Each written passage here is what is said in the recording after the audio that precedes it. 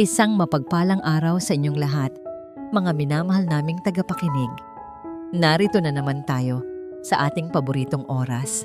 Handa nang maglakbay sa isang panibagong kwento na susubok sa tibay ng ating mga puso. Sabi nila, may mga sugat na kahit kailan ay hindi na kayang paghilumin ng panahon, lalo na kung ito'y nagmula sa taong minsan mong pinag-alayan ng iyong buong mundo. Ngunit paano kung ang paghilom ay hindi lamang para sa iyong sarili, kundi para sa mga buhay na siyang naging bunga ng isang nasirang pangako? Halina't pakinggan natin ang kwento ni Sinagtala. 6 na taon. 6 na mahahabang taon ng pagtitiis, pangungulila, at walang humpay na pagtatrabaho. Iyon ang bilang na paulit-ulit na umiikot sa isipan ni Sinagtala Montes habang nakatayo siya sa harap ng pamilyar na gate. Hawak ang 4 na paper bag na may lamang laruan sa bawat isa. Ang bawat hininga niya ay may kasamang pananabik. Ang bawat tibok ng kanyang puso ay isinisigaw ang mga pangalan ng kanyang mga anak, ngunit may mali. Ang gate na dati kulay krema ay ngayoy kulay abo. Ang hardin na dati puno ng mga rosas ay ngayoy tinubuan ng mga ligaw na damo. Hinawakan niya ang malamig na rehas at isang hindi maipaliwanag na kaba ang biglang gumapang sa kanyang dibdib. Isang babaeng hindi niya kilala ang nagbukas ng pinto. "Sino po sila?" tanong nito. May pagtataka sa muka. "Nandito po sana ako para sa pamilyang Salcedo," sagot ni Tala. Pilit nang ngumingiti. "Dito pa rin po ba sila nakatira?" Umiling ang babae. "Ay naku, matagal na po silang wala rito. Mahigit 5 taon na po mula nang bilhin namin ang bahay na to." Bawat salita ng babae ay tila isang malaking bato na pumukpok sa kanyang sentido. Nanlamig ang buo niyang katawan. Ang mga paper bag na hawak niya ay tila bumigat ng 100 beses. "Ganun po ba? Alam niyo po ba kung saan sila lumipat?" Nagkibit balikat ang babae. "Pasensya na, wala po akong alam." Nang isara ang pinto, naiwan si Sinagtala na nakatitig sa kawalan. Ang ingay ng pag-asa sa kanyang dibdib ay biglang napalitan ng isang nakabibinging katahimikan. Sa isang iglap, bumalik sa kanyang alaala ang imahe ng 4 na maliliit na sanggol na mahimbing na natutulog sa iisang kuna. Naalala niya ang amoy ng baby powder, ang lambot ng kanilang balat, at ang bigat sa kanyang puso nang halikan niya ang kanilang mga noo sa huling pagkakataon. "Babalik si Mama, mga anak," bulong niya noon habang pinipigilan ang mga luhang nagbabadyang tumulo. "Pangako, babalik ako para sa inyo." Ang pangakong yon ang naging lakas niya sa loob ng 6 na taon. Ngayon, ang pangakong yon ay parang abo na isinasaboy ng hangin. Nanginginig ang mga kamay na kinuha niya ang kanyang telepono. Sa tulong ng isang matandang kaibigan, nakuha niya ang numero ni Banyuhay Salcedo, ang kanyang dating asawa. Nagdalawang isip siya ng ilang segundo bago pinindot ang call button. Pagkatapos ng 3 ring, isang malamig at formal na boses ang sumagot. "Hello?" "Bayani, halos pabulong na," sabi ni Tala. Natahimik ang kabilang linya. Pagkaraan ng ilang sandali, nagsalita itong muli, ngunit mas naging matigas ang tono. "Sinagtala, bakit ka tumawag?" "Nasaan ang mga anak ko, Bayani?" tanong niya. Hindi na napigilan ang panginginig ng kanyang boses. "Umuwi ako para sa kanila. Pumunta ako sa bahay pero wala na kayo roon." "They are fine. They are with me." Simpleng sagot nito. "Gusto ko silang makita. Please, miss na miss ko na sila." Isang buntong hininga ang narinig niya mula sa kabilang linya. "You lost that right 6 years ago, Tala. May sarili na silang buhay ngayon. Isang buhay na masaya at kumpleto. Huwag mo nang guluhin." Parang sinaksak ng libo-libong karayom ang puso ni Sinagtala. "Wala akong karapatan. 6 na taon akong nagpakahirap sa ibang bansa para may maipadala sa kanila. Bawat sentimong kinita ko para sa kanila. Anong sinasabi mong huwag ko silang guluhin? Mga anak ko sila at ama nila ako. Mariing sagot ni Banyuhay. Ako ang nanatili. Ako ang nag-alaga. The court gave me full custody. It's done. Don't call this number again. At ibinaba nito ang telepono. Nabitawan ni Sinagtala ang kanyang cellphone. Bumagsak ito sa semento, ngunit hindi niya ininda. Ang tanging naririnig niya ay ang malakas na pagbasag ng kanyang puso. Ang pag-asang binuo niya sa loob ng 6 na taon ay gumuho sa loob lamang ng ilang minuto. Umupo siya sa isang bangketa sa gilid ng daan. Walang pakialam sa mga taong napapatingin. Niyakap niya ang mga laruang para sana sa kanyang mga anak. Doon, sa gitna ng alikabok at ingay ng kalsada, humagulgol siya ng buong pait. Ngunit habang tumutulo ang kanyang mga luha, isang bagong apoy ang unti-unting nag-alab sa kanyang kalooban. Hindi siya maaaring sumuko. Hindi siya nagpakahirap para lamang sa wala. Pinalis niya ang kanyang mga luha. Tumayo siya, pinulot ang basag na telepono at naglakad. Nang may bagong determinasyon sa kanyang mga mata, dinala siya ng kanyang mga paa sa isang maliit na gusali sa rekto. Sa itaas ng pinto, may nakasulat na Attorney Morales Law Office. Pumasok siya sa loob at hinarap ang isang babaeng abogado na may mabait na mukha. Gusto ko pong bawiin ang mga anak ko, sabi ni Sinagtala. Buo ang boses kahit pa namumugto ang kanyang mga mata. Gagawin ko po ang lahat. Lahat-lahat. Tinitigan siya ng abogado at may bakas ng awa sa mga mata nito. Kinuha nito ang ballpen at isang legal pad. Ano po ang pangalan ng dati ninyong asawa? Banyuhay Salcedo po. Bahagyang natigilan si Attorney Morales. Ibinaba nito ang ballpen at tiningnan siya ng seryoso. Ang kabaitan sa mukha nito ay napalitan ng pag-aalala. Ginang Montes, ang pamilyang Salcedo ay isa sa pinakamakapangyarihan sa bansa. Sigurado ka ba sa laban na ito? Ibinaba ni Banyuhay Salcedo ang telepono ng may diin. Ang boses ni Sinagtala, kahit pa nanginginig at puno ng pakiusap, ay nag-iwan ng isang nakakainis na tunog sa kanyang pandinig. Tumingin siya sa labas ng floor-to-ceiling window ng kanyang opisina, kung saan tanawang nagtataas ang gusali ng lungsod ng Pag-asa. Ito ang kanyang kaharian. Isang kahariang itinayo niya mula sa mga abo ng isang nakaraang hindi niya gustong balikan. 6 na taon. Para sa kanya, iyon ay 6 na taon ng kapayapaan. 6 na taon ng pagbuo ng isang perpektong pamilya, isang perpektong buhay kasama ang isang perpektong babae. Si Silakbo Velez, ang pagbabalik ni Sinagtala, ay isang gusot na hindi niya kailangan. Isang multo mula sa nakaraan na pilit niyang ibinaon sa limot. Kinabukasan, ang hapagkainan ng mga Salcedo ay larawan ng karangyaan at kaayusan. Isang mahabang mesa na gawa sa mahogany, napapalibutan ng masasarap na pagkain at kumikinang na mga kubyertos.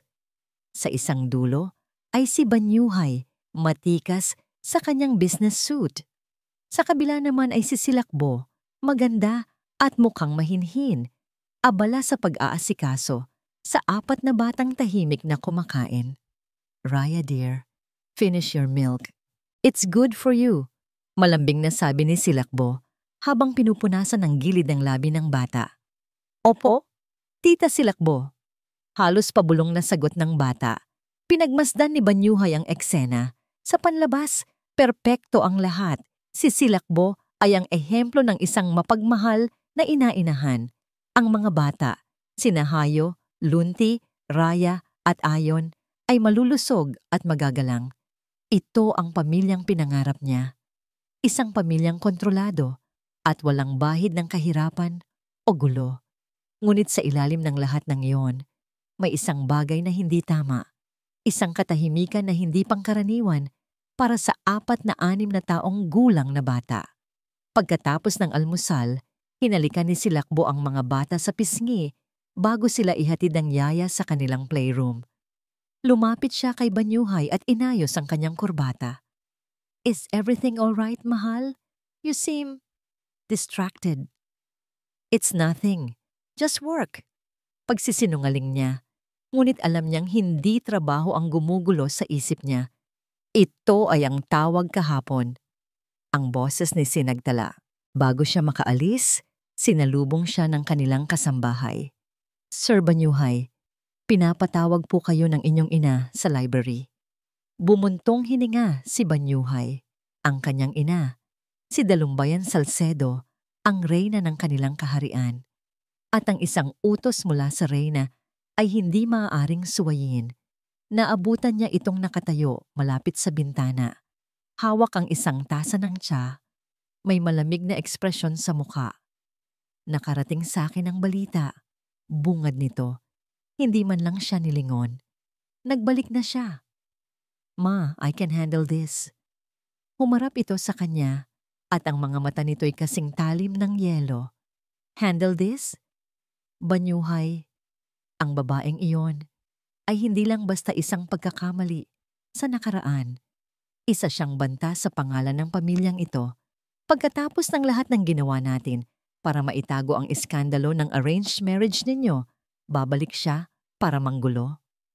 "Hindi ko hahayaang mangyari iyon," mariing sabi ni Banyuhay. "Dapat lang," sagot ni Dalumbayan. "Ang mga bata ay Salcedo. Dugo at laman natin. Hindi sila para sa isang babaeng mas pinili ang pera kaysa sa sarili niyang mga anak." May kung anong kumirot sa dibdib ni Banyuhay sa huling sinabi ng ina, ngunit iwinaksin niya ito. Tama ang ina niya. Sila ang nag-alaga sa mga bata. Sila ang nagbigay ng magandang buhay. Si Sinagtala, siya ang nang-iwan. Paalis na sana siya nang may marinig siyang usapan mula sa nakaawang na pinto ng playroom. Boses iyon ng isa sa mga anak niya, si Hayo. "Tita Silakbo, bakit po hindi kami mahal ng totoong mama namin?" Napatigil si Banyuhay. Nanatili siyang nakatago sa gilid ng pader, nakikinig. Narinig niya ang malambing na boses ni Silakbo. "Shh, baby. Mahal na mahal kayo ng mama tala ninyo." Sa paraan na alam niya. Pero alam mo, may mga ibon na hindi ginawa para mamugad. Mas gusto nilang lumipad ng malaya. "Ganoon si mama ninyo. Pero nandito naman ako, di ba? At hinding-hindi ko kayo iiwan." Isang matamis na kasinungalingan. Isang perpektong pagmamanipula. Biglang nakaramdam ng pagkainis si Banyuhay, hindi para kay Sinagtala, kundi para sa paraan kung paano sinasagot ni Silakbo ang tanong ng bata. Nang gabing iyon, hindi mapakali si Banyuhay sa kanyang study. Ang mga salita ni Hayo at Silakbo ay umuulit-ulit sa kanyang isipan. Binuksan niya ang isang nakatagong drawer sa ilalim ng kanyang mesa. Mula sa ilalim ng mga lumang dokumento, kinuha niya ang isang maliit na sobre. Sa loob nito, may isang kupas na litrato. Ito ay isang litrato ni Sinagtala na hindi niya alam kung bakit niya itinago. Nakunan ito ilang buwan bago sila maghiwalay. Noong hindi pa nito alam na buntis ito. Nakaupo ito sa hardin, nakangiti habang pinagmamasdan ang paglubog ng araw. Isang ngiti na simple, totoo at walang bahid ng karangyaan o pagkukunwari. Tinitigan niya ang litrato. Ito ang babaeng tinawag ng ina niya na mukhang pera. Ang babaeng sinabi ni Silakbo na mas gustong lumipad ng malaya. Ngunit ang nakikita niya sa litrato ay isang babaeng may malungkot ngunit mapagmahal na mga mata. Isang katok sa pinto ang pumutol sa kanyang pag-iisip. Pumasok ang isang tauhan, may dalang isang malaking brown envelope. "Sir, pinabibigay po ng legal department. Summons mula sa korte." Kinuha niya ang sobre. Nanginginig ng bahagya ang kanyang kamay habang binubuksan ito. Sa loob, nakasulat ang pangalan ni Sinagtala Montes bilang petitioner at ang pangalan niya bilang respondent. Naramdaman niya ang pagpasok ni Silakbo sa silid. Lumapit ito at niyakap siya mula sa likuran. Isinandal ang ulo nito sa kanyang balikat. "Ano yan, mahal?" "Siya," maikling sagot ni Banyuhay. Ang mga mata ay nakapako sa dokumento. Nakita ni Silakbo ang papel. Sumikip ang yakap nito. Ang lambing sa boses nito ay napalitan ng isang mapanganib na himig. Huwag kang mag-alala. Mahal, ako ang bahala sa kanya. Ang gusali ng korte ay malamig at matayog.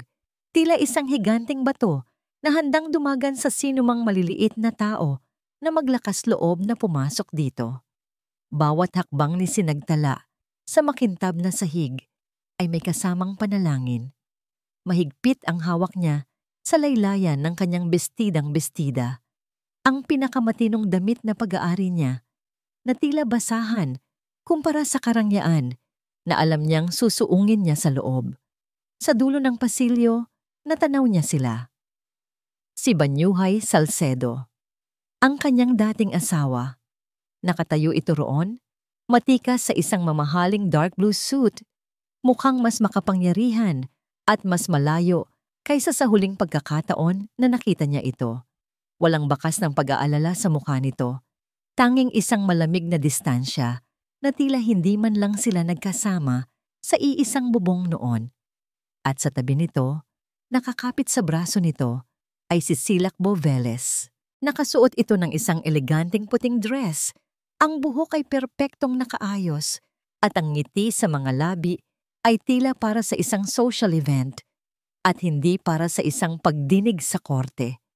Siya ang larawan ng lahat ng bagay na hindi sisinagtala.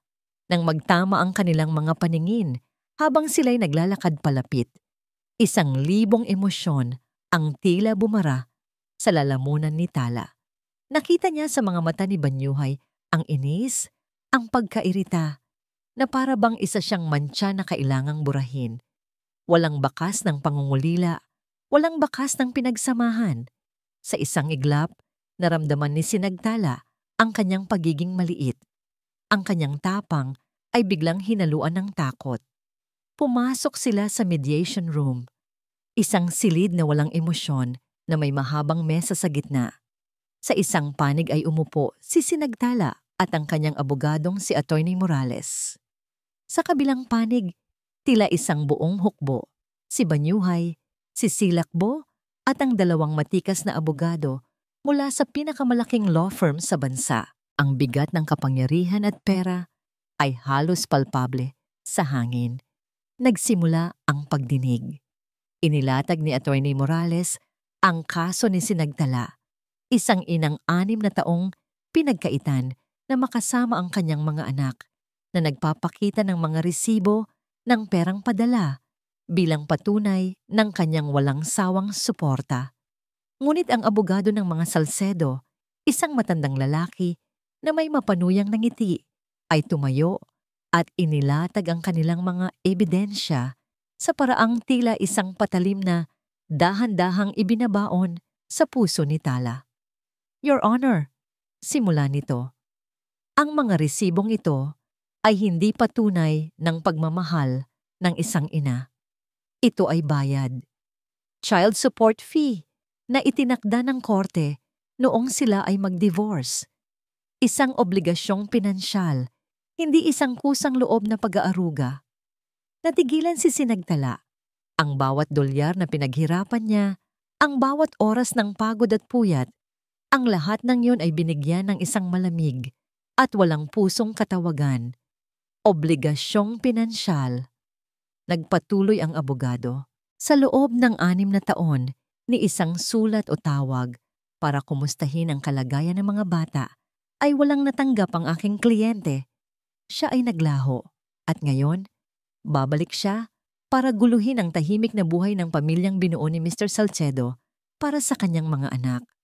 Hindi totoo yan. Bulalas ni Sinagtala. Hindi na napigilan ng sarili. Sumusulat ako. Tumatawag ako dati pero, silence! Saway ng mediator. Habang nagaganap ang lahat ng ito, napansin ni Sinagtala ang isang kilos mula kay Silakbo. Dahan-dahan nitong ipinatong ang kanyang kamay sa ibabaw ng kamay ni Banyuhay na nasa mesa. Isang simpleng kilos, ngunit puno ng kahulugan. Isang pag-angkin, isang bandila na itinanim sa teritoryong dati ay sa kanya. At si Banyuhay, hindi man lang gumalaw o tumingin. Hinayaan lang niya ang kamay ni Silakbo roon. Pagkatapos, inilabas ng abogado ng Salcedo ang huli nitong alas, isang malaking sobre. At isa pa, Your Honor, tila hindi naman naging malungkot ang buhay ni Miss Montes sa ibang bansa. Sa katunayan, mukhang nakahanap na siya ng bagong kaligayahan. Inilabas nito ang isang litrato at ipinakita sa lahat. Nasa litrato si Sinagtala, nakangiti, habang katabi ang isang kasamahan sa trabaho na lalaki sa isang simpleng salo-salo ng kanilang kumpanya. Isa itong inosenteng litrato, ngunit sa paraan ng paglalahad ng abogado, ito'y naging isang maruming ebidensya. Sino ang lalaking ito, Miss Montes? Isang kaibigan o higit pa roon? Tanong ng abogado, may panunuya sa boses. Namutla si Sinagtala, hindi siya makapagsalita. Ang kanyang buong buhay, ang kanyang sakripisyo ay binabaluktot at ginagawang kasinungalingan sa harap niya. Pagkatapos ng pagdinig, nagdesisyon ang mediator. For now, ang tanging maibibigay natin kay Miss Montes ay supervised visitation rights once a week. We will revisit this after further evaluation. Isang beses sa isang linggo at may bantay. Parang isang kriminal na binibigyan ng limitadong oras para makita ang sarili niyang mga anak. Pakiramdam ni Sinagtala ay gumuho ang mundo sa kanyang paanan. Paglabas niya ng silid, pagod at talunan, hinarang siya ni Banyuhay sa pasilyo. Si Silakbo ay nasa di kalayuan, nagmamasid na parang isang buwitre. Tumingin si Banyuhay sa kanya. Ang mga mata ay walang emosyon, walang awa, tanging lamig. Itigil mo na to, Sinagtala, sabi nito sa mahinang boses, ngunit may bigat na tila isang utos. Para sa mga bata. Pag-uwi sa kanyang maliit na inuupahang kwarto, niyakap ni Sinagtala ang kanyang mga tuhod at ipinatong ang kanyang noo rito. Ang mga salita ni Banyuhay ay paulit-ulit na tumatatak sa kanyang isipan. Mas masakit pa kaysa sa isang sampal. Itigil mo na to, Sinagtala. Para sa mga bata. Para sa mga bata. Palagi na lang para sa iba. Kailan ba naging para sa kanya? Kailan ba siya naging sapat? Napapikit siya ng mariin? At sa pagpikit niya, tila isang agos ng alaala ang bumuhos. Tinatangay siya pabalik sa simula ng lahat. Ang araw ng kanilang kasal. Iyon ay hindi isang selebrasyon ng pag-ibig, kundi isang transaksyon. Isang merger, sabi nga ng kanyang yumaong ama, sa pagitan ng kanilang naluluging kumpanya at ng dambuhalang Salcedo Land Corporation. Naaalala pa niya ang bigat ng kanyang wedding gown na pinalamutian ng libu-libong perlas, ngunit mas mabigat ang kalungkutan sa kanyang dibdib. Habang naglalakad siya sa pasilyo ng simbahan, hindi pananabik ang kanyang naramdaman, kundi takot. Sa dulo ng altar naghihintay si Banyuhay, gwapo at matikas, ngunit ang mga mata nito ay kasing lamig ng marmol na sahig ng simbahan. Walang ngiti, walang pagmamahal, tanging isang formal na pagtanggap sa isang kasunduan. You look presentable? Iyon lang ang sinabi nito sa kanya nang itaas nito ang kanyang belo. Hindi you look beautiful. Ang kanilang pagsasama ay nagsimula at nagpatuloy sa loob ng malaki at malawak na mansyon ng mga Salcedo. Isang gininto ang hawla. Bawat sulok ay sumisigaw ng karangyaan. Ngunit ang katahimikan ay nakabibingi. Si Banyuhay ay palaging wala. Abala sa trabaho. At kapag naroon naman ito, tila hangin lang siya na dumadaan. Magkahiwalay ang kanilang mga silid. Magkaiba ang kanilang mga mundo. Kahit pa nasa iisang bubong.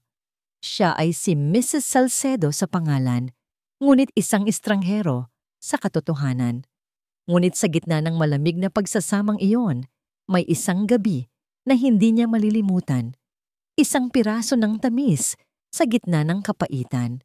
Gabi na noon at masama ang kanyang pakiramdam. Nilalagnat siya. Sa halip na magkulong sa kwarto, nagtungo siya sa malawak na library ng mansyon, umaasang ang pagbabasa ay makakatulong sa kanyang makatulog. Doon, Sa gitna ng mga libro, naramdaman niyang bumigay ang kanyang katawan. Nahihilo siya at nanginginig sa ginaw. Biglang bumukas ang pinto. Pumasok si Banyuhay, mukhang pagod mula sa trabaho at bahagyang nagulat na makita siya roon. "Anong ginagawa mo pa rito?" tanong nito. May bahid ng inis sa boses. Sinubukan niyang sumagot, ngunit tanging isang mahinang ubo ang lumabas sa kanyang lalamunan. Kumunot ang noo ni Banyuhay. Lumapit ito at walang pasabing idinampi ang likod ng palad nito sa kanyang noo. "May lagnat ka," sabi nito. Hindi isang tanong, kundi isang kumpirmasyon. Ang kilos na yon, ang unang beses na hinawakan siya nito nang may bahid ng pag-aalala, ay nagpadala ng kakaibang kuryente sa kanyang buong katawan. Hindi na ito nagsalita. Umalis ito at bumalik na may dalang gamot, isang baso ng tubig at isang makapal na kumot. Tahimik nitong inilagay ang kumot sa kanyang mga balikat. Iniabot ang gamot at tubig. Nanatili itong nakatayo roon hanggang sa mainom niya ito. "Magpahinga ka na," sabi nito, bago tumalikod at umalis. Nang gabing iyon, sa loob ng malamig na library, isang maliit na binhi ng pag-asa ang itinanim sa puso ni Sinagtala. Isang binhi ng lihim na pag-ibig para sa lalaking sa papel lang niya asawa. Umasa siyang marahil sa paglipas ng panahon, ang kasunduan nila ay maaaring maging totoo. Ngunit ang pag-asang iyon ay sinira at dinurog ng walang awa. Ilang buwan matapos ang gabing iyon, nalaman niyang nagdadalang tao siya. 4. Quadruplets. Isang milagro, isang himala na inakala niyang siyang magiging tulay para sa kanila ni Banyuhay. Buong pananabik niyang hinintay ang pag-uwi nito ng gabing iyon, hawak ang resulta mula sa ospital. Pumasok si Banyuhay sa sala, hindi man lang siya tinitingnan. Naglapag ito ng isang brown envelope sa lamesa sa pagitan nila. "Ano yan?" tanong ni Tala, kinakabahan. "Divorce papers." Diretsong sagot nito, ang boses ay walang anumang emosyon. "Our contract has served its purpose. My mother's company is stable. Your father's debts are paid. It's time to end this." Parang nabasag ang pandinig ni Sinagtala. Pero, "I'm in love with someone else," Sinagtala. Pagpapatuloy nito, tila ba nagbabasa lang ng isang ulat sa negosyo. "And I want to be with her. This marriage was never real." Naramdaman niyang gumuho ang kanyang mundo. Ang resulta ng ultrasound sa kanyang kamay ay biglang naging walang kwenta. "Banyuhay, may kailangan kang malaman. Ako?" "Just sign the papers." Putol nito sa kanya. Bago tumalikod at tuluyang umalis, iniiwan siyang mag-isa, kasama ang mga piraso ng kanyang dinurog na puso at ang 4 na buhay na nagsisimula pa lang sa kanyang sinapupunan. Ang alaala ay naglaho. Dahan-dahang iminulat ni Sinagtala ang kanyang mga mata. Bumabalik sa kasalukuyan, ang sakit ay sariwa pa rin, na para bang kahapon lang nangyari. Tumingin siya sa isang maliit na kalendaryo na nakasabit sa dingding. Minarkahan niya ng pulang bilog ang petsa para sa kanyang unang supervised visit. Ang babaeng umiyak sa library noon, ang babaeng umasa at nasaktan, ay wala na. Ang natitira ay isang ina.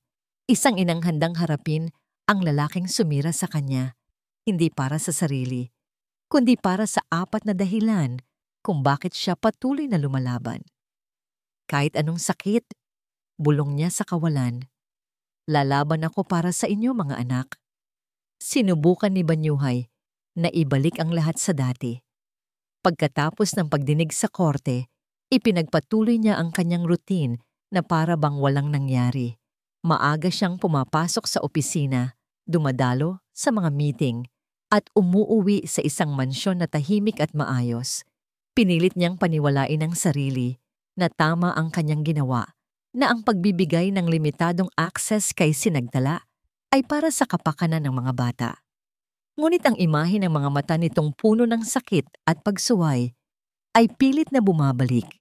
Isang multong hindi niya mapatahimik.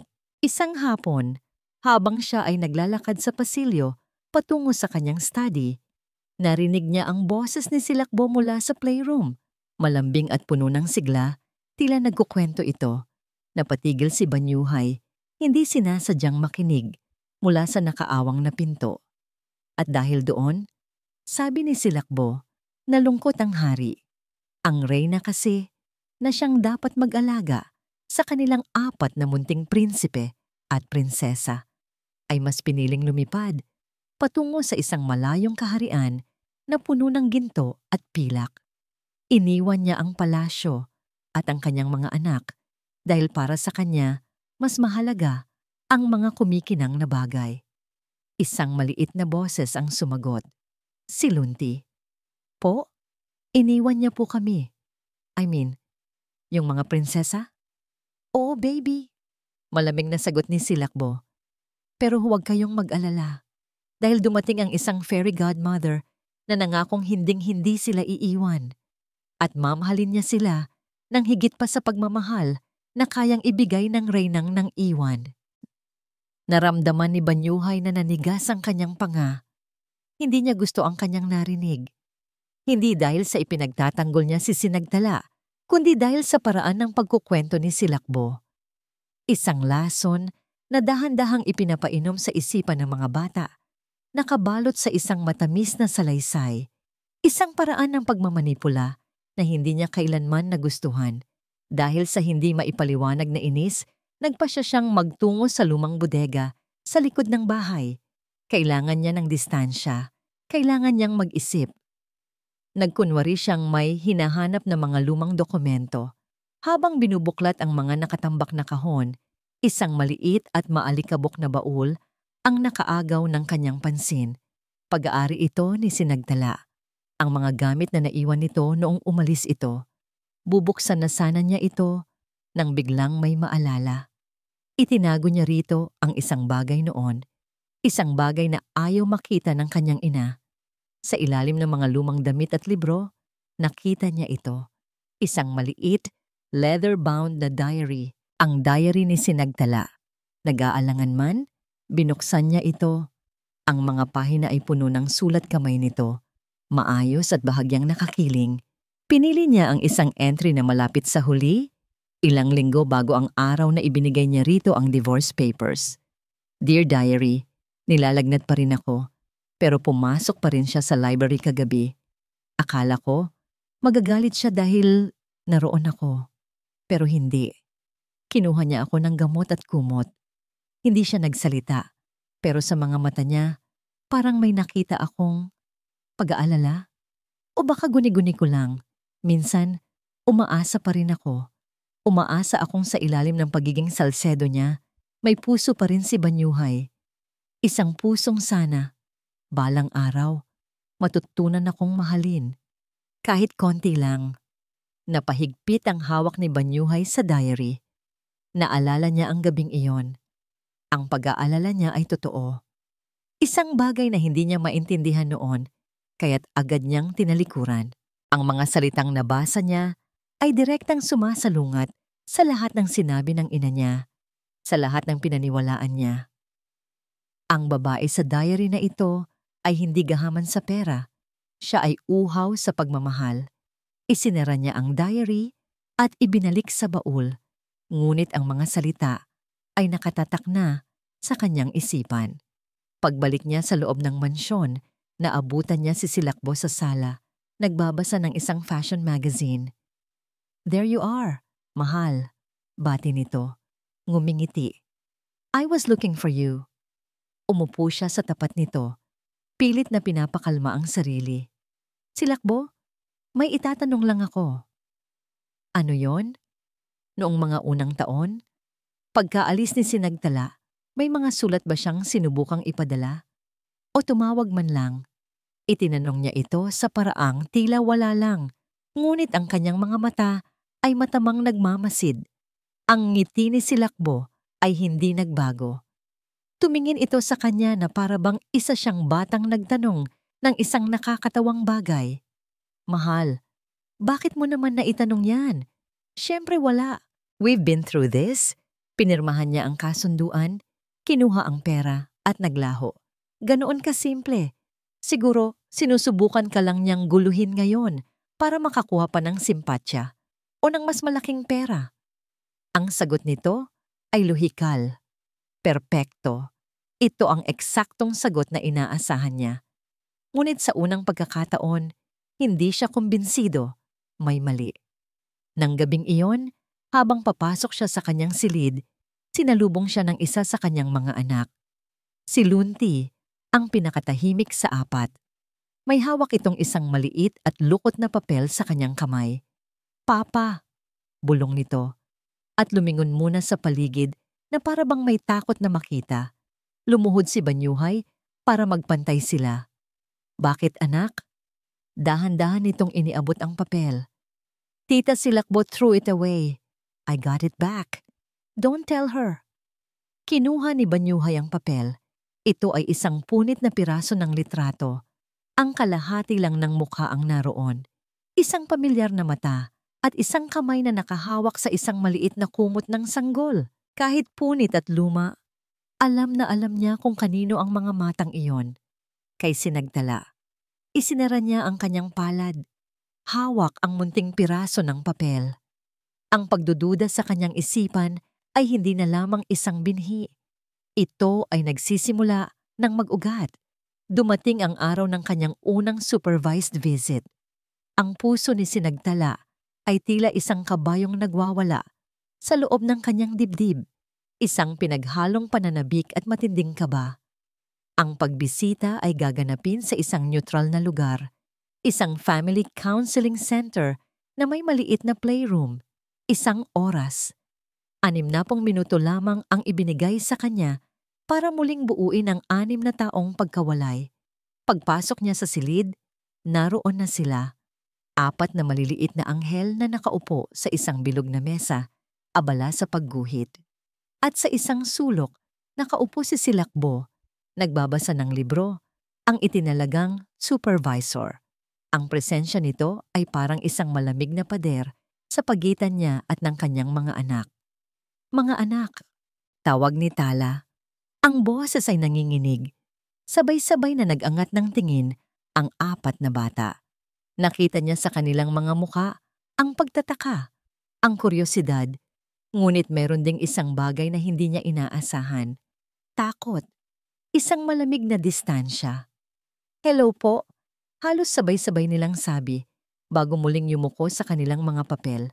Lumapit si Sinagtala. Dala ang mga librong pambata na binili niya. Lumuhod siya sa tabi ni Raya. Anak, kamusta ka na? Tignan mo. May dala si Mama para sa'yo. Hindi tumingin ang bata. Mahigpit lang nitong hinawakan ang kanyang Crayola. Hindi po kayo ang mama namin. Ang mama namin, si Tita Silakbo. Katabi nito, nagsalita si Hayo ang panganay sa 4 nang hindi rin nag-aangat ng tingin. You left us. Tita Silakbo said you like shiny things more than us. Bawat salita ay isang punyal na tumusok ng direkta sa kanyang puso. Para siyang binuhusan ng nagyayelong tubig. Tumingin siya kay Silakbo, na ngayon ay nag-angat ng tingin mula sa libro. May isang mapagkunwaring ngiti ng pag-aalala sa mga labi. Alam ni Tala kung saan nanggaling ang mga salitang iyon. Sinubukan niyang muli. Mga anak, hindi totoo yan. Mahal na mahal kayo ni Mama. Kailangan ko lang magtrabaho sa malayo para... We don't want your money. Putol ni Ayon, ang pinakabunso. We want Tita Silakbo. Pagod at talunan, umupo si Sinagtala sa sahig. Ilang pulgada ang layo mula sa kanila. Ang isang oras na yon ay lumipas na parang isang walang katapusang parusa. Sinubukan niyang magkwento, mag-alok ng pagkain, ngunit ang mga bata ay tila may isang hindi nakikitang harang sa kanilang paligid. Nang matapos ang oras, tumayo si Silakbo. Time's up, sabi nito. Ang boses ay matamis ngunit may tagumpay. Isa-isang lumapit ang mga bata rito at yumakap. Walang isa man lang sa kanila ang lumingon pabalik kay Sinagtala habang papalabas sila ng silid. Naiwan siyang mag-isa sa playroom, napapalibutan ng mga laruan na hindi man lang niya nagamit. Doon, bumuhos ang mga luhang kanina pa niya pinipigilan. Hindi ito ang inaasahan niya. Ang lamig na ipinakita ng mga anak niya ay mas masakit pa kaysa sa galit ni Banyuhay. Habang naglalakad pa uwi, gula-gulanit ang puso. Isang ideya ang pumasok sa kanyang isip. May isang tao na maaaring makasagot sa kanyang mga tanong. Isang taong naging anino sa mansyon ng mga Salcedo sa loob ng maraming taon. Si Yaya Ginhawa. Ang yaya na nag-alaga sa kanya noong bagong kasal pa lamang siya. Sa tulong ng dati niyang hardinero, nahanap niya ang bagong tirahan ni Ginhawa sa isang maliit na baryo sa labas ng lungsod. Naabutan niya itong nagwawalis sa bakuran. Nang makita siya nito, nabitawan nito ang walis sa gulat. Senyora Sinagtala, nagyakapan sila ng mahigpit. Sa mga bisig ng matanda, naramdaman ni Tala ang isang pamilyar na init na matagal na niyang hindi naramdaman. Yaya, tulungan niyo po ako, sabi ni Tala, humihikbi. Ang mga anak ko, galit sila sa akin. Ayaw nila sa akin. Sinabi nilang hindi man lang ako sumulat o tumawag. Ang mukha ni Yaya Ginhawa ay biglang napuno ng pighati at pagkakasala. Pinaupo niya si Tala sa isang upuang yari sa kawayan. Senyora, may kasalanan po ako sa inyo. Isang kasalanang matagal ko nang dinadala. Nanginginig ang mga kamay na pumasok ang matanda sa loob ng bahay at lumabas na may dalang isang maliit na kahon ng sapatos. Matapos kang umalis, buwan-buwan, may dumarating na sulat at padala mula sa abroad. Para sa mga bata. Galing sa'yo. Opo, Yaya. Yun ang sinasabi ko. Hindi sila tumitigil. Umiling si Yaya Ginhawa habang tumutulo ang mga luha. Pero hindi ito nakarating sa kanila, Senyora. Ang utos ni Senyora Dalumbayan, ang ina ni Sir Banyuhay, ay ibalik ang lahat ng padala mo. Return to sender. Sinabihan niya ang mga bata na kinalimutan mo na sila. Pinilit niya akong manahimik. Kung hindi, mawawalan ako ng trabaho. Parang huminto ang pag-ikot ng mundo para kay Sinagtala. Ang ina ni Banyuhay, si Dalumbayan, ang babaeng palaging may malamig na pagturing sa kanya. Pero, pagpapatuloy ng matanda, may ilan akong naitago. Itong mga to, hindi ko na ibalik. Itinago ko dahil umaasa akong darating ang araw na ito. Binuksan nito ang kahon. Sa loob, may 5 sulat na may selyo pa. At sa ilalim nito, isang sobre na medyo mas makapal. Kinuha ni Sinagtala ang makapal na sobre. Nanginginig ang kamay na binuksan niya ito. Sa loob, may isang larawan, isang kopya ng resulta ng kanyang ultrasound. Maraming taon na ang nakalipas, kung saan kitang-kita ang 4 na maliliit na tuldok. Sa likod nito, may sulat kamay siya. Isinulat niya bago siya tuluyang mawalan ng pag-asa. Ang sulat na hindi niya naibigay, na itinago na lang niya sa isa sa mga unang package na ipinadala niya. Umaasang sa paglaki ng mga bata ay mababasa nila ito. Nakasulat dito, para sa aking Banyuhay, kahit ano pa ang mangyari sa ating dalawa, sila ang ating milagro. Sana balang araw, maging pamilya tayo. Isang malakas na puwersa ang tila bumalot sa buong katawan ni Sinagtala. Hindi na ito sakit, hindi na ito lungkot. Ito ay galit, isang dalisay at nag-aalab na galit. Tumayo siya, hawak ang mga ebidensya. Ang babaeng talunan na lumabas sa counseling center kanina ay naglaho na. Ang humalili rito ay isang inang nalaman na ang kanyang pagmamahal ay sadyang ninakaw. Saan po ang bagong mansyon ng mga Salcedo? Yaya? Tanong niya. Ang boses ay kalmado, ngunit may nakatagong bagsik. Nang makuha niya ang address, hindi na siya nag-aksaya ng panahon. Sumakay siya ng taxi at ang tanging isinisigaw ng kanyang isipan ay ang larawan ng 4 na batang naniwalang sila'y inabandona. Huminto ang taxi sa harap ng isang dambuhalang gate. Bumaba siya at walang takot na lumapit sa intercom. "Pabuksan ang gate!" Sigaw niya. "Kailangan kong makausap si Banyuhay Salcedo. Ngayon din." Ang galit ni Sinagtala ay isang malakas na alon na nagbigay sa kanya ng tapang na suungin ang teritoryo ng mga Salcedo. Hindi niya ininda ang mga nagtatakang tingin ng mga gwardya. Ang paulit-ulit niyang pagsigaw sa intercom at paghampas sa gate ay sapat na para makuha ang atensyon sa loob. Maya-maya, bumukas ang maliit na pinto sa gilid at lumabas ang isang kasambahay. "Sino po sila?" "Nandito ako para kay Banyuhay Salcedo. Sabihin mong, nandito ang asawa niya, ang una niyang asawa," mariing sabi ni Tala, at dire-diretsyong pumasok bago pa man siya mapigilan. Ang mansyon ay mas malaki at mas moderno kaysa sa dati nilang tinitirhan, ngunit pareho pa rin ang pakiramdam. Malamig, malawak, at walang buhay.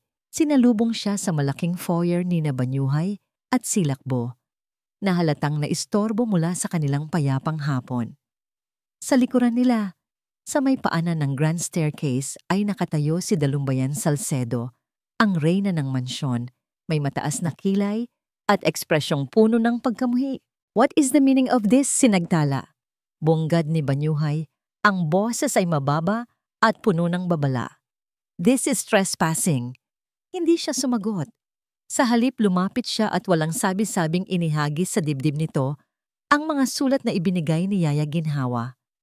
Kumalat ang mga sobre sa makintab na sahig na parang mga patay na dahon. "Ano to?" Gulat na tanong ni Banyuhay habang pinupulot ang isa sa mga sulat. "Tanungin mo ang mabait mong ina," sagot ni Tala. Ang bawat salita ay may kasamang pait. Ang kanyang mga mata ay lumipat mula kay Banyuhay patungo kay Dalumbayan. 6 na taon. 6 na taon kong tinanong ang sarili ko kung bakit napakalamig ng mga anak ko sa akin. 6 na taon kong inisip na baka nga ako ang nagkulang. Ngayon, alam ko na. Ninakaw ninyo sa akin hindi lang ang mga anak ko. Ninakaw ninyo pati ang pagmamahal nila para sa akin." Yumuko si Banyuhay at binuksan ang isa sa mga sulat. Ang mga mata niya ay lumaki sa pagkabigla nang makita ang pamilyar na sulat kamay ni Sinagtala at ang stamp na nagsasabing "Return to sender." Pagkatapos ay kinuha niya ang sobre na may lamang ultrasound. Tinitigan niya ito, pagkatapos ay ang sulat sa likod. "Para sa aking Banyuhay, sana balang araw, maging pamilya tayo." Isang malakas na kaba ang biglang dumaloy sa kanyang ugat. Ang mga salitang nabasa niya sa diary ay umalingaw-ngaw sa kanyang isipan. Tumingin siya sa kanyang ina, ang muka ay puno ng isang katanungang hindi masabi. Si Dalumbayan, sa kabila ng pagkabigla, ay nanatiling kalmado. Bumaba siya ng hagdan, ang bawat hakbang ay may bigat ng awtoridad. At ano ngayon kung ginawa ko ngayon? Pag-amin nito, ang boses ay kasing lamig ng yelo. "It was for the best. Pinalaki namin ang mga bata sa isang kumpletong pamilya, malayo sa isang inang mas pinili ang pera. Ginawa ko lang ang nararapat para protektahan ang kinabukasan nila at ang pangalan ng pamilyang ito." "Protektahan?" Hindi makapaniwalang sagot ni Sinagtala. "Sinungaling. You didn't protect them. You poisoned them. Itinuro ninyo sa kanila na kasuklaman ng sarili nilang ina. Anong klase kayong mga tao?" "Watch your mouth, Sinagtala," sabad ni Silakbo. Lumapit sa tabi ni Banyuhay at hinawakan ito sa braso. "You are talking to my future mother-in-law. Maybe you should look at yourself. Baka naman kaya ayaw sa'yo ng mga bata ay dahil nararamdaman nilang hindi ka talaga para sa kanila." Sinubukan niyang maging anghel ng kapayapaan, ngunit ang ningning sa kanyang mga mata ay nagpapakita ng kasiyahan sa kaguluhan. Ngunit sa pagkakataong ito, may nag-iba kay Banyuhay. Ang paghawak ni Silakbo ay tila nagbigay sa kanya ng isang hindi komportabling pakiramdam. Ang mga kasinungalingan ni Silakbo tungkol sa mga sulat, ang kwento nito tungkol sa reyna, ang punit na litrato mula kay Lunti, ang diary, at ngayon, Itong mga sulat na ibinalik, lahat ay nagkabuhol-buhol sa kanyang isipan. Bumubuo ng isang larawang hindi niya gustong makita. Ang kanyang ina, na palagi niyang tinitingala bilang haligi ng kanilang pamilya, ay biglang nagmukhang isang malupit na estranghero. Ang babaeng pakakasalan niya ay biglang nagmukhang isang mahusay na aktres. At si Sinagtala, ang babaeng 6 na taon niyang kinamuhian, ay biglang nagmukhang isang biktima. Matotoo ba? Tanong ni Banyuhay. Ang boses ay basag. Hindi niya tinitingnan si Sinagtala. Ang mga mata niya ay nakapako sa sariling ina. I did what I had to do. Matigas na sagot ni Dalumbayan. Sa unang pagkakataon sa kanyang buhay, sinuway ni Banyuhay ang kanyang ina. Umiling siya. Ang mukha ay puno ng pagkadismaya. Hindi ma. Mali ito. Tumingin siya sa paligid, kay Sinagtala na umiyak sa galit, kay Silakbo na may pagkukunwaring pag-aalala, at sa kanyang ina na may matigas na pagtanggi. Naramdaman niyang nasusuka. Ang perpektong kaharian na binuo niya ay gawa pala sa mga kasinungalingan. Umalis muna kayo, sabi niya. Ang boses ay mahina, ngunit may diin. Mama, Silakbo, please, leave us alone. Kailangan kong makausap si Sinagtala. Nagulat ang dalawang babae sa kanyang utos. Si Dalumbayan ay nagpakita ng galit, habang si Silakbo naman ay nagpakita ng bahagyang panik. Ngunit sa tono ni Banyuhay, alam nilang hindi ito nagbibiro. Walang nagawa ang dalawa, kundi ang tumalikod at umakyat sa hagdan. Iniiwan ang dalawa sa gitna ng nagkalat na mga sulat. Nang sila na lang ang naiwan, isang mabigat na katahimikan ang bumalot sa kanila. Lumapit si Banyuhay, hindi para hawakan si Sinagtala, kundi para pulutin ang larawan ng ultrasound sa sahig. Tinitigan niya ito, pagkatapos ay tumingin ng diretso sa mga mata ni Sinagtala. Ang galit sa mukha niya kanina ay napalitan ng isang emosyong matagal nang hindi nakikita ni Tala. Pagsisisi. Patawarin mo ako, Tala, sabi nito. Ang boses ay halos pabulong. Hindi ko alam. Bago pa man makasagot si Sinagtala, bumukas ang pinto ng library sa kanilang gilid. Si Silakbo, na halatang nakikinig lang pala, ay lumabas na may takot at desperasyon sa mukha. Bayani, may kailangan kang malaman, sabi nito. Ang boses ay nagmamadali. Huwag kang maniwala sa kanya. Siya ang masama rito. Ako ang totoong biktima. Ang biglaang paglabas ni Silakbo ay nagdala ng panibagong tensyon sa silid. Ang kanyang mukha, na kanina lang ay nagpapakita ng pagkukunwaring pag-aalala, ay ngayoy puno ng desperasyon. Ito ang huling baraha ng isang manunugal na malapit ng matalo. Anong sinasabi mo, Silakbo? Tanong ni Banyuhay. Ang boses ay pagod at ang isip ay gulong-gulo. Lumapit si Silakbo. Ang mga mata ay nagbabadyang lumuha. Inabot niya ang isang kamay ni Banyuhay, ngunit umiwas ito. Nasaktan man, nagpatuloy siya sa kanyang plano. Bayani mahal, may tinatago ako sa'yo. Isang bagay na ayokong malaman mo dahil ayokong maging pabigat. Mula sa bulsa ng kanyang damit, kumuha siya ng isang nakatuping papel. Nanginginig ang kamay na iniabot niya ito kay Banyuhay. Hindi ko na kayang itago pa, lalo na ngayong ginugulo niya tayo. Tiningnan ni Sinagtala ang eksena nang may pagdududa. Alam niyang isa na namang itong palabas. Ngunit si Banyuhay, sa kabila ng lahat, ay kinuha ang papel. Isa itong medical certificate mula sa isang kilalang cardiologist. Nakasaad dito na si Silakbo Velez ay may malubhang kondisyon sa puso at kailangang iwasan ang anumang uri ng matinding stress. May sakit ako, Bayani, humikbing sabi ni Silakbo. At ang ginagawa ni Sinagtala, ang stress na dulot niya, pinapatay niya ako ng dahan-dahan. Pagkasabi noon, tila nawalan ito ng lakas. Napahawak ito sa dibdib at dahan-dahang napaupo sa sahig, humihinga ng malalim na parabang kinakapos ng hangin. Natigilan si Banyuhay. Ang kanyang isip ay naglalaban-laban. Sa isang panig, ang katotohanan tungkol sa mga sulat at ang kasinungalingan ng kanyang ina. Sa kabilang panig, ang babaeng 6 na taon niyang kasama na ngayoy mukhang nag-aagaw buhay sa kanyang harapan. Ang kanyang pagkalito ay naging perpektong pagkakataon para sa lason ni Silakbo na gumana. Tumingin si Banyuhay kay Sinagtala. Hindi nagalit, kundi may pakiusap. Tala, please, umalis ka na muna. We'll talk later. I need to take care of this.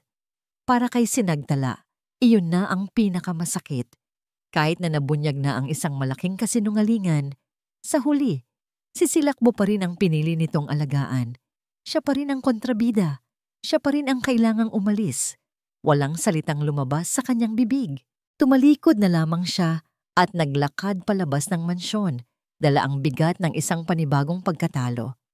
Ang galit na nag-alab sa kanya kanina ay unti-unting namatay at ang naiwan ay isang nakapanghihinang pagod.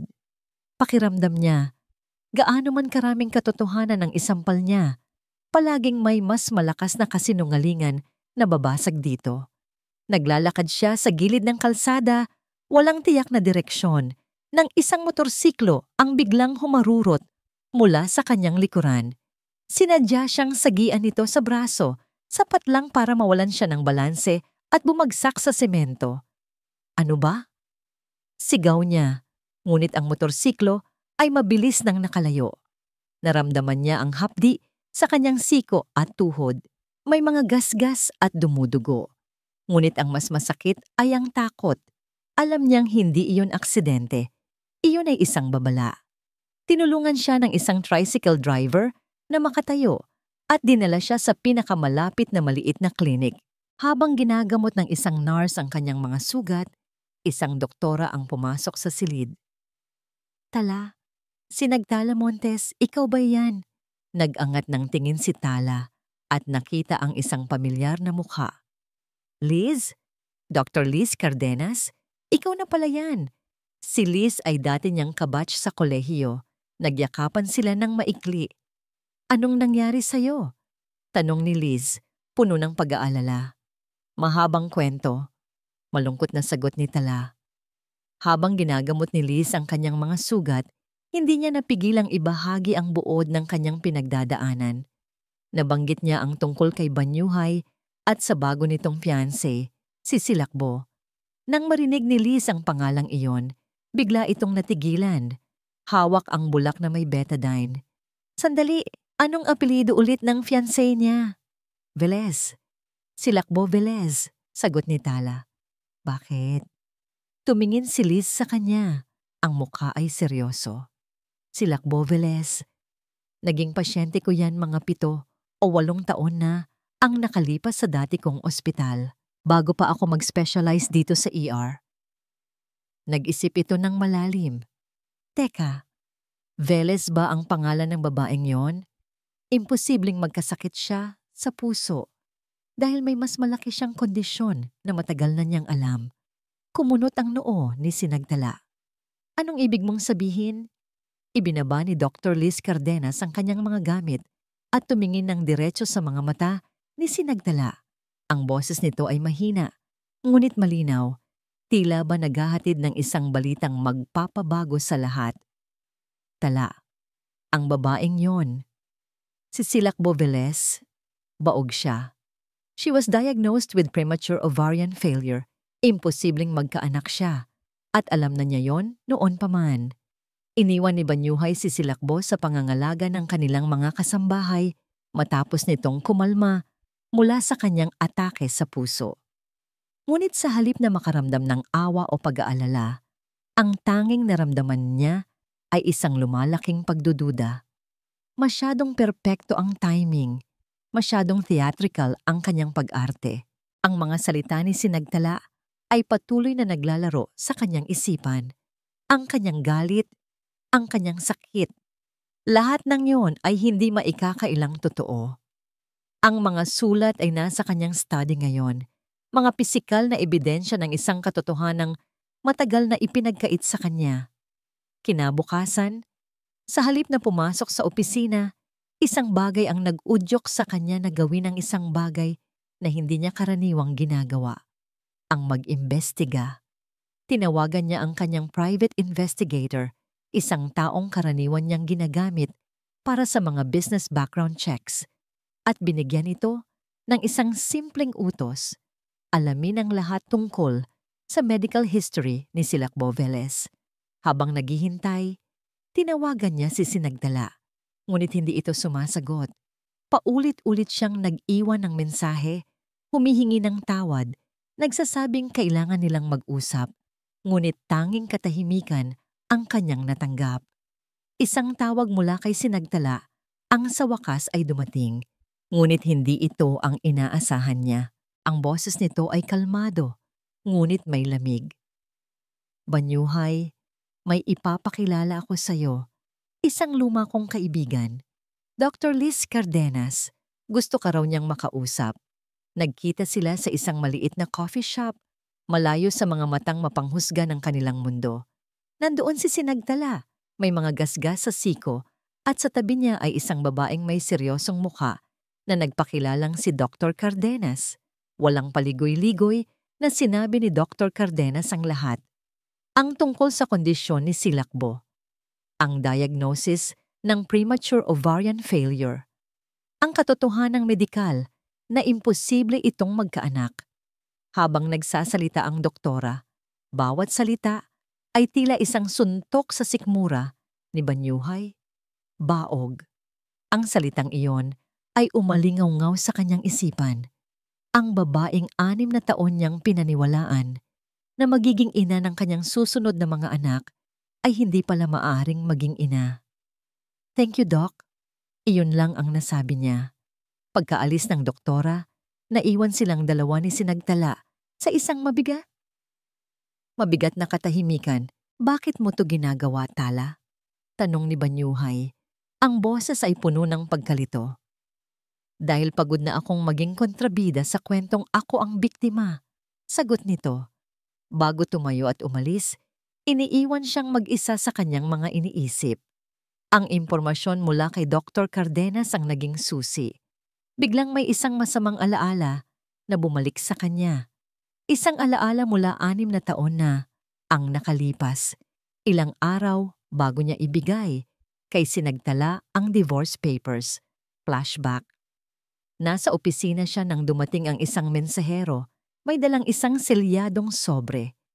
Galing ito sa isang DNA testing facility. Kakaiba, dahil wala naman siyang pinagawang ganoong test. Sa loob, isang resulta.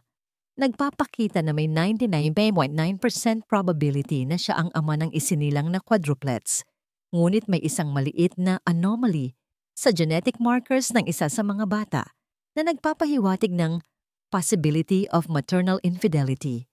Ang resulta ay mukhang lehitimo. Kasabay noon, isang text message mula sa isang unknown number ang dumating. May litrato ni Sinagdala. Nakausap ang isang lalaki sa lobby ng ospital. Ang kombinasyon ng dalawang bagay na yon, kasama ang kanyang pagkamuhi sa kanilang arranged marriage, ang naging huling gatong sa kanyang desisyon. Iyon ang nagbigay sa kanya ng karapatan na talikuran ito ng walang konsensya. Ngayon, ang lahat ng iyon ay tila isang malaking panloloko.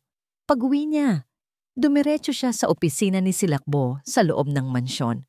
Walang tao. Ito ang kanyang pagkakataon. Binuksan niya ang laptop nito. Protektado ito ng password. Ngunit alam niya ang lahat ng paboritong salita nito. Pagkatapos ng ilang subok, nabuksan niya ito. Banyuhay, my love. Ginalugad niya ang mga files, ang mga email. At doon, sa isang lumang folder na may titulong personal, natagpuan niya ang lahat. Isang email exchange sa pagitan ni Silakbo at ng isang consultant mula sa isang kahina-hinalang online service. Ang usapan, kung paano gumawa ng isang pekeng DNA result na may sapat na katotohanan para maging kapanipaniwala. Nakalakip sa email ang isang draft ng eksaktong resulta na natanggap niya noon. Naramdaman niyang kumulo ang kanyang dugo. Ang pandaraya ay hindi lang tungkol sa pagiging baog nito. Ang pandaraya ay mas malalim, mas masama.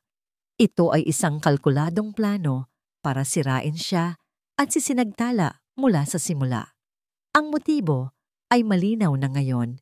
Hindi siya maaaring magkaanak, kaya't kailangan niyang angkinin ang mga anak ng iba, ang mga anak niya. Isinara niya ang laptop. Ang pagkalito niya ay napalitan ng isang dalisay at nakapapasong galit. Ang lahat ng pagmamahal na inakala niyang naramdaman para kay Silakbo ay biglang naging abo. Naglakad siya palabas ng study, dala ang isang matigas na determinasyon. Narinig niya ang tawanan mula sa sala. Naghahanda si Silakbo para sa isang maliit na dinner party kasama ang ilang piling kaibigan. Ang musika ay masaya. Ang ilaw ay malambing, isang perpektong eksena ng kasinungalingan. Pumasok siya sa gitna ng sala at pinatay ang stereo. Tumahimik ang lahat. Lahat ng mga bisita ay napatingin sa kanya. Si Silakbo, na may hawak na kopita ng champagne, ay tumingin sa kanya ng may pagtataka. Bayani, anong problema? Lumapit si Banyuhay, ang bawat hakbang ay mabigat. Tumingin siya ng diretso sa mga mata nito, mga matang puno ng pagkukunwari. Ang kanyang boses ay malamig at matalim, na para bang isang kutsilyong handa ng pumatay. Tapos na ang laro mo, Silakbo. Ang katahimikan sa sala ay nakabibingi. Ang nangiti sa mga labi ni Silakbo ay dahan-dahang naglaho, napalitan ng pagkalito at bahagyang takot. Ang mga bisita ay nagkatinginan. Hindi alam kung ano ang nangyayari. Anong ibig mong sabihin, mahal? Tanong ni Silakbo. Pilit na pinapanatili ang kanyang composure. Sa halip na sumagot, inilabas ni Banyuhay ang kanyang telepono at ipinadala ang mga ebidensyang nakuha niya. Ang email, ang medical records, sa tablet na nasa gitnang mesa, na konektado sa malaking screen sa dingding. Sa isang iglap, ang mga larawan ng kanilang kasinungalingan ay lumitaw para makita ng lahat. Isang pekeng DNA result para sirain ang tiwala ko. Sabi ni Banyuhay, ang boses ay kalmado, ngunit puno ng bagsik habang tinuturo ang email sa screen.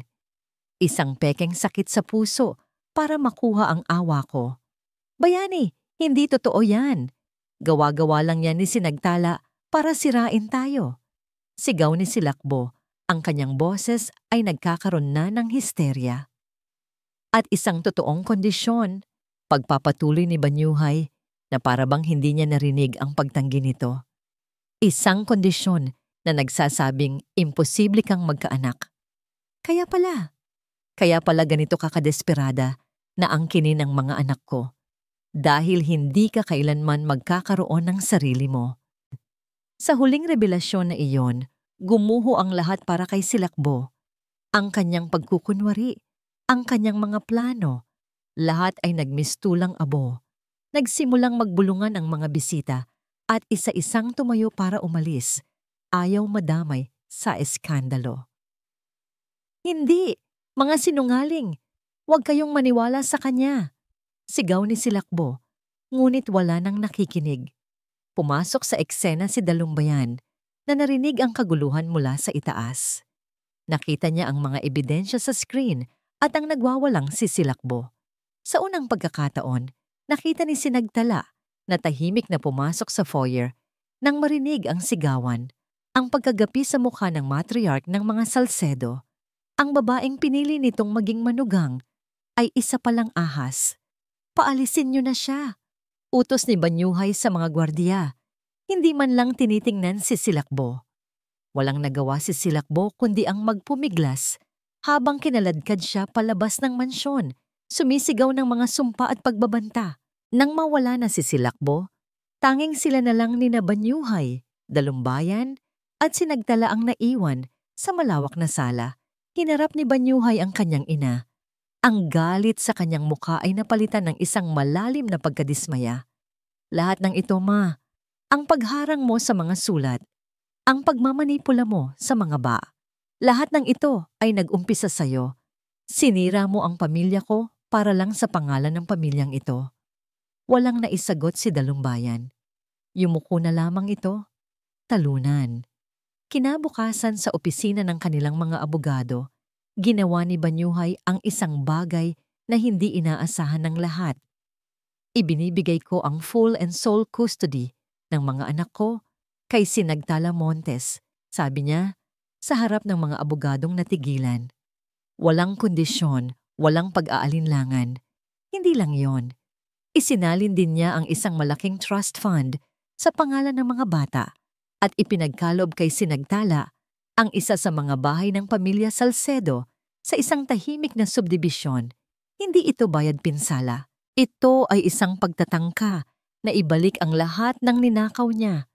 Pagkatapos noon, nagkita sila ni Sinagtala hindi sa isang opisina o sa isang korte, kundi sa lugar kung saan meron silang iilang masasayang alaala. Kahit pa ito'y pinilit sa Playa del Sol, ang beach house ng mga Salcedo. Nakaupo si Sinagtala sa buhanginan, pinapanood ang paglubog ng araw nang dumating si Banyuhay. Umupo ito sa tabi niya, may ilang pulgadang pagitan. Matagal silang hindi nagsalita, tanging ang tunog lang ng mga alon ang maririnig.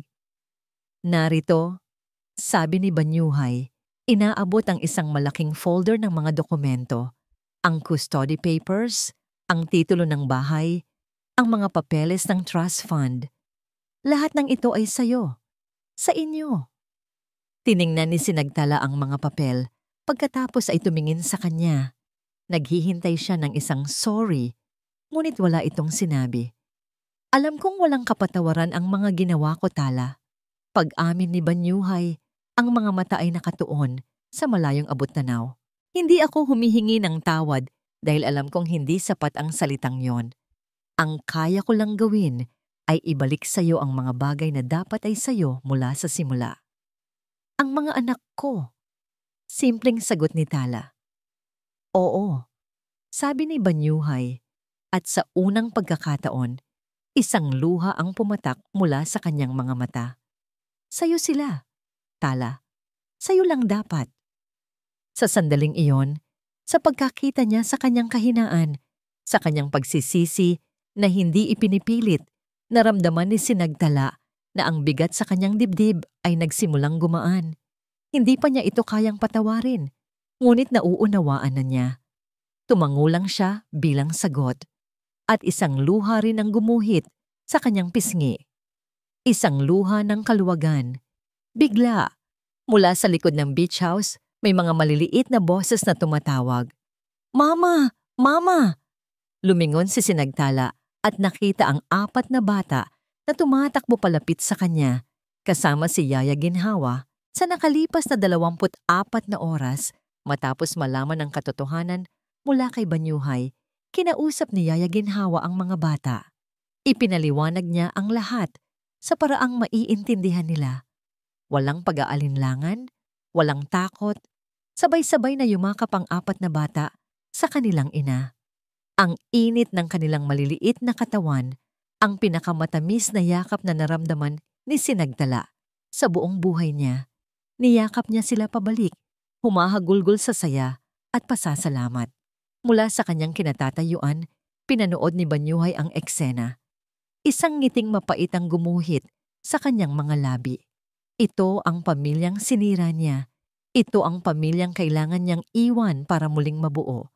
Dahan-dahan siyang tumalikod at nagsimulang maglakad papalayo, sa pamilyang minsan niyang itinuring na isang kasunduan, na ngayon niya lang napagtantong siyang pinakamahalagang yaman pala sa lahat. Lumipas ang 6 na buwan. 6 na buwan ng dahan-dahang paghilom para kay Sinagtala at sa kanyang mga anak. Ito ay 6 na buwan ng muling pagkilala sa isa't isa. Sa kanilang bagong bahay, isang lugar na hindi kasing laki ng mansyon ng Salcedo, ngunit mas puno ng init at tawanan. Bumalik na rin si Yaya Ginhawa para tulungan siya. Bawat araw ay isang pagkakataon para punan ang mga nawalang taon. Nagbabasa sila ng mga kwento bago matulog, naglalaro sa hardin, at nagluluto ng mga paborito nilang pagkain. Unti-unti, ang salitang mama ay naging natural na sa kanilang mga labi. Hindi na isang pilit na pagtawag. Para naman kay Banyuhay, ito ay 6 na buwan ng pagbabayad puri. Tinupad niya ang kanyang sinabi. Umalis siya sa Salcedo Land Corporation. Ipinasa ang pamamahala sa kanyang mga pinsan. Ibinenta niya ang kanyang mga luxury cars at namuhay sa isang simpleng condominium unit. Inilayo niya ang kanyang sarili sa lahat ng bagay na nagpapaalala sa kanya ng kanyang dating pagkatao. Pero may isang bagay na hindi niya tinalikuran, ang pagiging ama. Hindi niya ipinilit ang kanyang sarili. Nagsimula siya sa maliliit na hakbang. Tuwing Sabado ng hapon, darating siya sa bahay ni Sinagtala. Hindi para pumasok, kundi para maghintay sa labas. Kung gusto siyang makita ng mga bata, lalabas sila. Kung hindi, aalis siyang tahimik. Sa una, nagtatago lang ang mga bata sa likod ni Sinagtala. Ngunit kalaunan, ang kuryosidad ay nanaig. Si Hayo, ang pinakamatapang, ang unang lumapit. Pagkatapos, sumunod na rin ang iba. Dinalhan sila ni Banyuhay hindi ng mga mamahaling laruan, kundi ng mga simpleng bagay, sorbetes, mga lobo, at ang kanyang buong atensyon.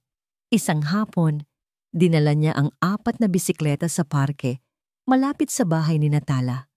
Doon, sa ilalim ng mga puno, matiyagan niyang tinuruan ang bawat isa sa kanila. Itinulak niya ang bisikleta ni Lunti, hinawakan ang balikat ni Raya, at pinalakpakan si Ayon. Wala na ang CEO na malayo at laging abala. Ang naroon ay isang ama, napawisan at nakangiti. Masayang-masaya sa bawat maliit na tagumpay ng kanyang mga anak. Mula sa isang bench sa di kalayuan, pinanood ni Sinagtala ang lahat. Nakikita niya ang pagbabago. Nakikita niya ang sinseridad. Ang pader ng galit na itinayo niya sa paligid ng kanyang puso ay nagsisimula nang magkaroon ng mga bitak. Pagkatapos magbisikleta, umupo si Banyuhay sa tabi niya sa bench, may sapat na pagitan pa rin sa kanila. "Salamat," sabi ni Tala, ang unang positibong salita na sinabi niya rito sa loob ng maraming buwan. Napatingin si Banyuhay, bahagyang nagulat. "Para saan?" "Para dito," sabi ni Tala. Itinuturo ng kanyang tingin ang mga batang masayang naghahabulan. "Para sa pagiging ama mo sa kanila." Ngumiti si Banyuhay, isang totoong nangiti na umabot sa kanyang mga mata. "Ako dapat ang magpasalamat sa iyo, Tala. Salamat sa pagpayag mong maging parte pa rin ako ng buhay nila." Sa unang pagkakataon, nag-usap sila hindi bilang magkaaway, kundi bilang 2 taong may iisang hangarin, ang kapakanan ng kanilang mga anak. Nagkwentuhan sila tungkol sa mga bata, kung gaano kalakas kumain si Hayo, kung gaano kahilig mag-drawing si Lunti. Mga simpleng bagay, mga bagay na dapat sana ay pinag-uusapan nila noon pa. Habang nag-uusap sila, biglang lumapit si Lunti. "Papa?" tanong nito. May inosenteng pagtataka. "Why don't you live with us anymore?" Natigilan ang dalawa. Tumingin si Banyuhay kay Sinagtala. Humihingi ng permiso sa kanyang mga mata. Tumango si Tala. Lumuhod si Banyuhay sa harap ng anak. "Kasi anak," malumanay niyang sabi, "minsan nagkakamali si Papa. At kapag nagkamali ka, kailangan mo munang ayusin ang sarili mo bago ka ulit makasama sa bahay. Pero hindi ibig sabihin noon, hindi ko na kayo mahal, ha?" Naintindihan man o hindi, tumango ang bata at niyakap ang kanyang ama. Isang gabi, habang pauwi na si Banyuhay matapos ang kanyang pagbisita, biglang bumuhos ang malakas na ulan. Papasakay na sana siya sa kanyang kotse nang makita niyang sumisilong sina Sinagtala at ang mga bata sa isang waiting shed. Walang pag-aalinlangan, kinuha niya ang kanyang payong at tumakbo palapit sa kanila. "Halika kayo, ihahatid ko na kayo," sabi niya. Pinayungan niya silang 5 habang naglalakad pabalik sa bahay. Ang eksenang yun, ang ulan, ang iisang payong, ang init ng kanilang mga katawan na magkakalapit ay nagpabalik sa alaala ni Sinagtala ng isang gabi sa library. Ang gabing inalagaan siya ni Banyuhay. Nang makarating sila sa tapat ng gate, tumila na ang ulan. Bago pumasok si Sinagtala, hinarap niya si Banyuhay. "Bayani," tawag niya. Lumingon ito. Sa ilalim ng ilaw ng poste, kitang-kita niya ang lungkot at pagsisisi na palaging naroon sa mga mata nito. Ngunit ngayon, may nakita siyang iba, pag-asa. "Alam kong huli na," sabi ni Banyuhay. Ang boses ay mahina, na para bang isang lihim na matagal nang itinatago. "Pero ngayon ko lang natutunang magmahal ng totoo. Ngayon ko lang naintindihan kung ano ang tunay na halaga ng isang pamilya. At ikaw lang ang minahal ko, Tala. Kahit hindi ko man lang alam kung paano sabihin o ipakita noon." Natigilan si Sinagtala. Ang mga salitang yon, ang mga salitang hinintay niya sa loob ng napakaraming taon, ay sa wakas, sinabi na. Ang puso niya, na matagal nang natutulog, ay biglang tumibok ng malakas. Ang pag-amin ni Banyuhay sa ilalim ng ulan ay hindi naging isang biglaang solusyon sa lahat. Ito ay naging isang pinto. Isang pintong dahan-dahang binuksan ni Sinagtala. Ang mga sumunod na buwan ay naging panahon ng panunuyo. Hindi na bilang isang ama sa kanyang mga anak, kundi bilang isang lalaki sa babaeng gusto niyang muling maging kabiyak. Hindi na lamang tuwing Sabado, dumadalaw si Banyuhay. Minsan, darating siya sa kalagitnaan ng linggo, may dalang paboritong merienda ni Tala. Minsan, tutulungan niya ito sa pagdidilig ng mga halaman. Mga simpleng bagay, walang halong karangyaan. Tanging oras, pag-unawa, at walang katapusang pasensya. Isang hapon, habang naglalaro ang mga bata sa dalampasigan ng Playa del Sol, ang lugar na dati simbolo ng kanilang kasunduan, ngunit ngayon naging saksi sa kanilang muling pagtatagpo. Tinawag ni Banyuhay si Sinagtala para maglakad-lakad. "Tala," sabi niya, habang pinapanood nila ang mga anak na masayang gumagawa ng sandcastle. "Noong una tayong ikasal, isang kontrata ang pinirmahan na mama natin. Ngayon, gusto kong mag-alok ng panibago. Hindi isang kasunduan, kundi isang pangako." Mula sa kanyang bulsa, wala siyang inilabas na mamahaling singsing na may diamante. Sa halip, lumuhod siya sa buhanginan. Kasabay nito, ang 4 nilang anak ay tumakbo palapit. Bawat isa ay may hawak na piraso ng isang bagay. Pinagsama-sama nila ito at iniabot kay Banyuhay. Isang singsing na yari sa pinagtagpi-tagping damo at maliliit na kabibe. Isang singsing na sila mismo ang gumawa. "Sinagtala Montes," sabi ni Banyuhay. Ang boses ay nanginginig ngunit puno ng katapatan. "Sa harap ng ating 4 na milagro, gusto kong itanong ulit. Hindi bilang CEO ng Salcedo Corp, hindi bilang tagapagmana, kundi bilang si Bayani, isang lalaking nagkamali, natuto, at umibig ng totoo. Pakakasalan mo ba ako ulit?" Tumingin si Sinagtala sa mga mata ni Banyuhay at pagkatapos ay sa mga nag-aabang na mukha ng kanilang mga anak. Ang mga luha ay nagsimulang mamuo sa kanyang mga mata. Ngunit hindi na ito luha ng pait, kundi luha ng purong kaligayahan. Wala ng pag-aalinlangan, wala ng takot. "Oo," bulong niya. "Oo, pakakasalan kita." Naghiyawan ang mga bata. Isinuot ni Banyuhay ang singsing na gawa sa damo sa kanyang daliri. Iyon ang pinakamagandang singsing na nakita ni Sinagtala sa buong buhay niya. Ang kanilang pangalawang kasal ay malayong malayo sa una. Ginanap ito sa dalampasigan ng Playa del Sol sa paglubog ng araw. Ang mga bisita ay iilan lamang. Si Yaya Ginhawa, si Dr. Liz Cardenas, at ilang malalapit na kaibigan na naging saksi sa kanilang paghihirap. Wala na si Dalumbayan na piniling manirahan sa ibang bansa matapos humingi ng kapatawaran sa isang sulat. Si Sinagtala ay naglakad sa pasilyo ng buhangin. Suot ang isang simpleng puting bestida. Sa dulo, naghihintay si Banyuhay, hindi na may malamig na ekspresyon, kundi may mga matang nagniningning sa pagmamahal at pasasalamat.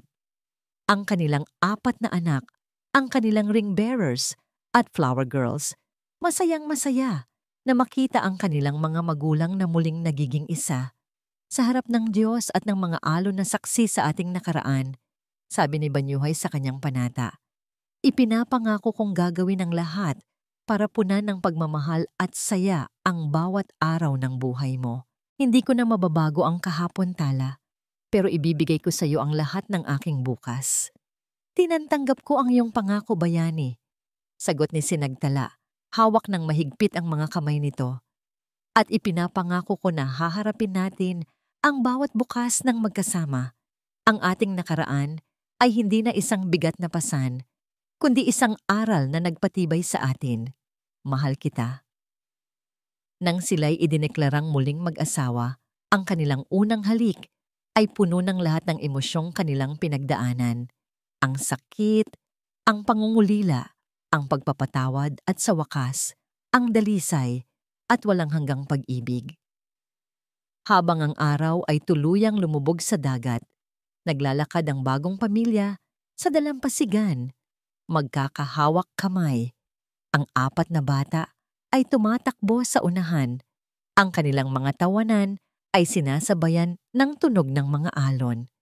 Niyakap ni Banyuhay si Sinagtala mula sa likuran at ibinulong sa kanyang tainga. Salamat sa pangalawang pagkakataon.